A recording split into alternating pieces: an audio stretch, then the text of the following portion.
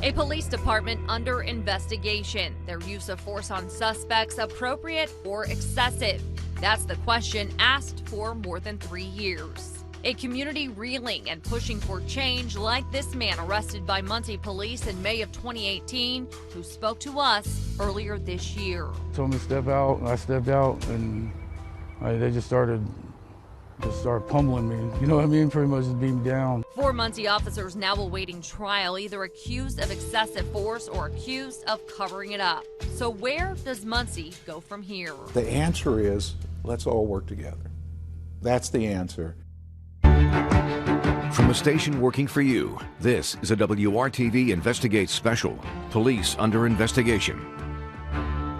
I'm WRTV's Nicole Griffin. Police under investigation in Muncie, Indiana. Years of questions about use of force within the department. This body camera footage from a Muncie police officer is just one of multiple cases under scrutiny for how the city's officers treat suspects. We're showing you how the city of Muncie plans to move forward from this, but first, you have to understand what's happened. We're highlighting 2 cases where excessive force is alleged, updating you on 4 police officers, 2 accused of excessive force and 2 accused of covering it up. All 4 could go to trial sometime in the new year, and we learn about the challenges facing the Muncie Police Department today and where they go from here. We're bringing in WRTV Investigates Kara Kenny right now. And Kara, we know for the past year you've been digging into all of these allegations. That's right, Nicole. Since 2019, I have been requesting body camera footage from Muncie Police regarding several cases where excessive force is alleged. We still have not received all of them, but we did finally get some body camera footage on a case that made headlines in 2018. That cop's punching me, man. April 8th, 2018, a witness is rolling as Muncie police arrest Joshua Douglas. When WRTV first reported on Douglas' arrest, Muncie police only gave us this short clip of body camera footage. Hey, get back over here. More than 2 years after the incident, WRTV Investigates obtained multiple angles of body camera footage from the incident. It starts as Muncie police are responding to a report of an intoxicated person. Joshua Douglas initially ran away when they approached. Why'd you run? Because y'all pull up on me for no reason and doing all this. I ain't did nothing. All we would have done was just sit there and talk just like what you and I are now. What's wrong with that? Because all the extra shit is just, I don't be have time for it, man. I'm on parole. I work. I stay out of trouble. I've been out since August. You being on parole, you take off running, you're just going to catch another case. I'm just saying. Right? Douglas continues to talk to officers while keeping his phone to his ear. Officer Alex Moore's body camera is rolling as he approaches the scene. Put your phone down. 12. Did it? Put your phone down. Real quick, go and put your hands behind your back, okay? Put your hand down. Don't pull away from me. Don't. Stay Put your hands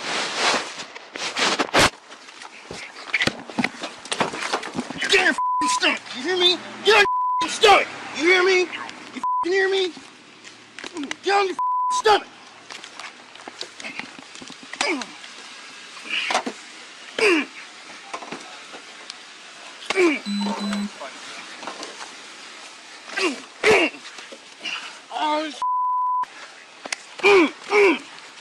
Give me your hands right now. Officer Moore, the officer seen punching Douglas, says in his official report he approached after finding a bag of amphetamines and said Douglas tensed and continued to resist. I gave multiple loud verbal commands for Joshua to get onto his stomach, but he refused to do so. You punched me in my eyes. your head, your teeth. In 2018, after Douglas' arrest, former Chief Joe Winkle told WRTV that the punching was not excessive. I don't think so. I mean, I think those punches, as long as you're telling him what you want him to do and where they were thrown, that's how we're trained. Joshua Douglas suffered injuries and physical pain as a result of the arrest, according to an excessive force lawsuit filed against Muncie Police in 2019. To help us understand more on the arrest, we shared the footage with Seth Stoughton, a University of South Carolina law professor and former police officer who wrote a book on police uses of force. When they bring him to the ground, the first thing that sticks out to me is, at best, this individual is tensing his body, but he's not trying to get up. He's not trying to strike the officers. What appear to be a series of closed-fisted punches to the face are patently inappropriate. It's obviously excessive there. Stoughton says punches to the head, especially if the person is laying on the ground, significantly increase the chance of serious injury. So you're actually sort of impacting them in two places at once, the point of contact between the fist and the head, and the point of contact between the head and the ground. It's a bad way to get them to comply because it is very instinctual that when you are getting punched in the face, you hide your face. Stoughton says the officer escalated the situation. The officer seemed unnecessarily aggressive to me, jumping immediately to put your hands behind your back. But the police department was not concerned enough to suspend, demote, or fire any of the officers involved, even after an internal review of the incident. We do know no outside agencies examined this incident either. Indiana State Police told us they never reviewed this footage, and the FBI wouldn't confirm or deny any participation. We do know no officers were criminally charged in the Douglas incident. WRTV Investigates uncovered Officer Alex Moore. The officer seen doing the punching had been disciplined twice before. His Muncie Police personnel file shows he received a written reprimand in August 2016 for engaging in a physical altercation while off duty. A year later, he was suspended for 80 hours without pay for his role in a domestic dispute that took place while Moore was off duty. Yet Officer Moore kept his job until February 14th of this year. He resigned from the department nearly 3 years after the Douglas incident and after WRTV obtained the footage. As for Joshua Douglas and this 2018 incident, prosecutors dismissed a resisting law enforcement charge and he pleaded guilty to meth possession. Officer Moore declined to comment to WRTV. Thanks, Kara. And Kara will stick with us throughout this half hour. The city of Muncie reached a $25,000 settlement with Joshua Douglas, but WRTV Investigates has learned new details about Alex Moore's history with the Muncie Police Department, specifically around the time of the incident with Joshua Douglas.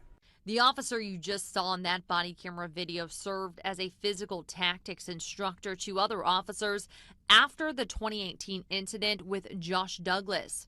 Records show Alex Moore was a physical tactics instructor in 2019 and 2020, even after Joshua Douglas filed a lawsuit against Alex Moore and the city alleging excessive force. Physical tactics includes teaching other officers about how to control a combative subject, such as proper pat-downs, levels of suspect resistance, ways to take a suspect to the ground, information on pressure points, as well as the use of punching and kicking a suspect to gain compliance. Moore also educated other officers on proper use of firearms. Internal records show Alex Moore's name listed as the primary instructor in March of 2019, as well as January, February, June, July, October, and November of 2020. We asked community leader Marwin Strong his opinion. Do you find it surprising that the department allowed Alex Moore to train officers even after this incident with Joshua Douglas? It's very surprising what I'm seeing, and what I'm hearing. We need to go back to the drawing board, get back to the drawing board with the chief of police, the chief of police and those other things, and understand how important it is to really how can they deal with young people. Both the current and former police chiefs allowed Alex Moore to train other officers on use of force. Current chief Nathan Sloan has declined our request to speak with us, and the mayor has not answered our questions about this. After WRTV began questioning the department about the incident with Douglas, Officer Alex Moore resigned in February of this year and did not face any criminal charges over the incident.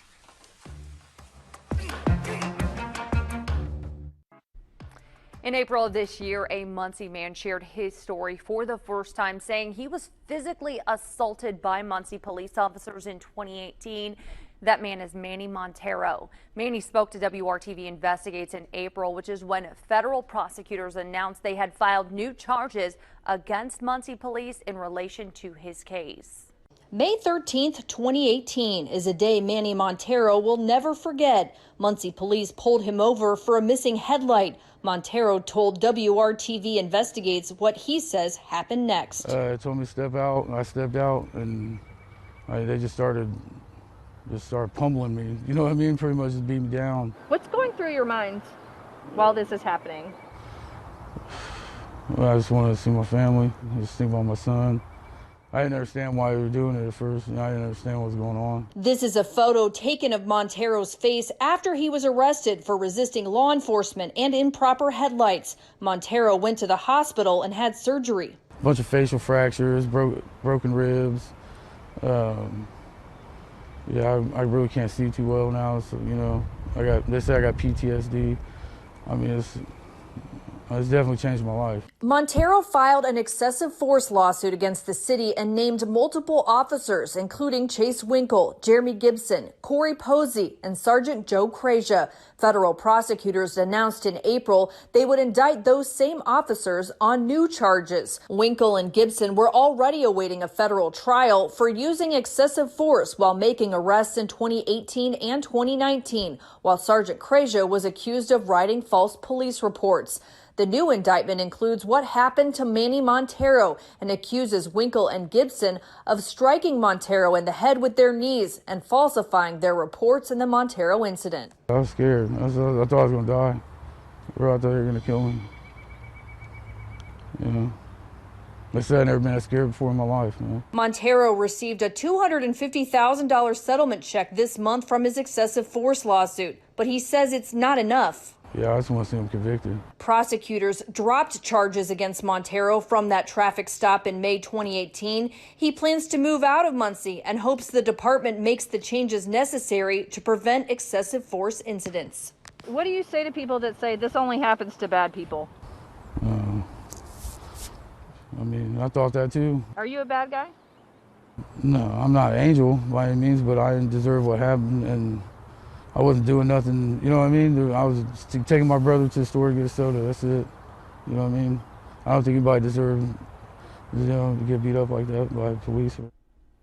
And Kara, you've been trying for months to get that body camera footage from Montero's arrest. Yes, Nicole, we've been fighting since 2019 to get it, but the department won't give it to us. They say this case remains a part of the internal investigation of the Muncie Merit Commission, plus it's now part of a federal indictment. Thank you, Kara. We'll be right back. Are you concerned about response times and how long it's taking officers to get to where they need to be?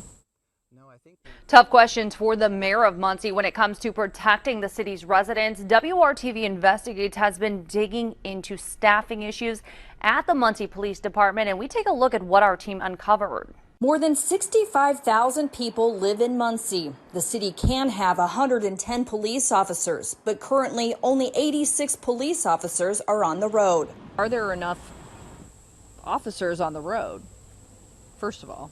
Well, no, we are understaffed.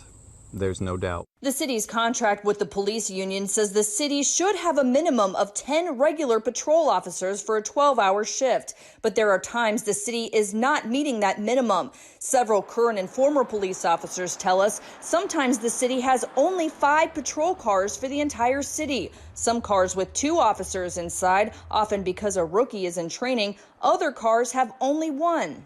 Are you concerned about response times and how long it's taking officers to get to where they need to be?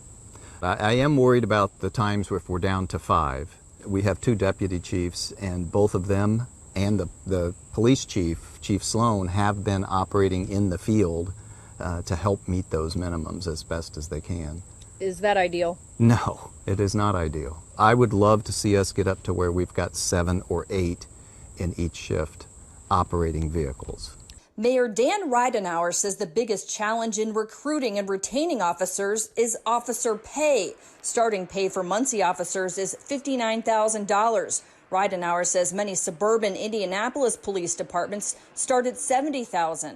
We would have officers that would come in, we'd send them to the trainings, they'd get experience, and after 3 or 4 years, some of the neighboring communities and or counties would recruit them away, because then they have an experienced officer. And our pay is considerably less. One of the things that we did in our first year is we did increase the police officer pay by 11% to help with that recruitment. We were then able to move up a few cities, but we still have a long way to go. The mayor says the bump in pay also caused some existing officers to increase their pension pay and retire. And we've added several officers of late, and we hope to continue to do that. The excessive force incidents in question stem from a prior police chief and former mayor, but Ridenauer says it's had an impact on the department. Are you looking forward to these criminal cases being resolved? Absolutely. Absolutely. I look forward to that day. None of this happened from 2020 and beyond, but we continue to pay the price. Our city continues to pay the price. Our residents continue to pay the price. And I definitely am looking forward to the end of all these court cases. We put in trainings that do a lot of work toward de-escalation, toward communication on stops, and how to build those relationships with the public. And so we put in a number of trainings and ethics trainings that are all now required of the Muncie police officers. Do you feel like that's made a difference? Oh, I do feel like it's made a difference. Here's a look at just some of the things we asked the city for in July and haven't received. How many officers have left the department since 2017, broken down by year? Reasons for their departures. The number of budgeted officers per contract each year since 2017. The city attorney told us there is no easy way to pull the information you have requested. The request is voluminous and will require time to pull together. The documents can be made available to you so that you can determine the answers to your questions. Please work with Sergeant Winningham to arrange a time for the review. But when we reached out to Sergeant Winningham, we got no response. The mayor told us he will work on improving transparency and access to information. I think we're trying to work and go a long way toward improving that. And I think we've made some positive steps. And the Muncie Police Department is making progress on recruitment. On November 29th, the city welcomed 4 new officers. One thing is clear, the city of Muncie and the people who live there are ready to move on from all of the controversy surrounding the police department. But the question now is how to move on. I, along with senior digital content producer Andrew Smith and photographer Brad Forrestal, spoke with community leaders to get their ideas. Jonathan Mitchell leads his community. The devil does exist. Whether through worship from the pulpit or as he works on his podcast. Let us hear what you feel about this situation with policing here in the city of Muncie. He's a senior pastor at Kirby Avenue Church of God in Muncie. Hopefully we'll have some dialogue that opens up as a result of it. Justice and humility mean something. Mercy, kindness, that means something. We're going to call this meeting to order. Mitchell is also the president of the Muncie Police Merit Commission, a 5-person panel that deals with numerous aspects of the police department, including hiring, promotions, and discipline. Let the record reflect the vote. Chase Winkle, Jeremy Gibson, Corey Posey, and Sergeant Joe Krasia were indicted for their roles in allegedly using unreasonable force against suspects and falsifying documents to cover up the misconduct. Can you say whether their cases are pending before your commission? I am just not comfortable getting into specifics about anything that's going on. Okay. I'll just tell you this, as a board, we do our due diligence. Do you decide whether an officer is put on paid or unpaid leave? We look at all issues on an individual basis, and that can be a part of the process. How do you move the community forward? Part of my job is, as a pastor as well, and as a person who's otherwise connected to the community, is to make sure that people know that they have a right to be involved in the process.